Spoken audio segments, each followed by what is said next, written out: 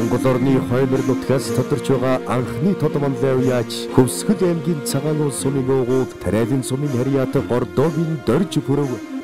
Гэхдээ энэ овоо байгаа бол биш бас овоодоо гэж өөрийгөө бодох тийм цаг байх л юм. Сурч мэдсэн бол байгаа юм шүү. Бас тэмдэг юм байна. Ямар хүний уйдсан юм ингэж хамгийн сүүлд ирж яадаг байна. Баригатын өдрөлтөөр төрүүлжсэн бидтэй гэсэн. Төрийн наадамдаа анх удаа Хөвсгөлийн унган адуу төрүүлүүлсэн. Улс үсийн чанартай уралдаанаас нийт 28 айрыг төрөв хүртсэний 10 дээд насны мордын амжилтаар Монгол улсын тодмонлын уяач цолны болцол хангаад байна. Тэрэг саран гэрэлтсэн тэрэтэд чаммага бодод рашэгүйе хо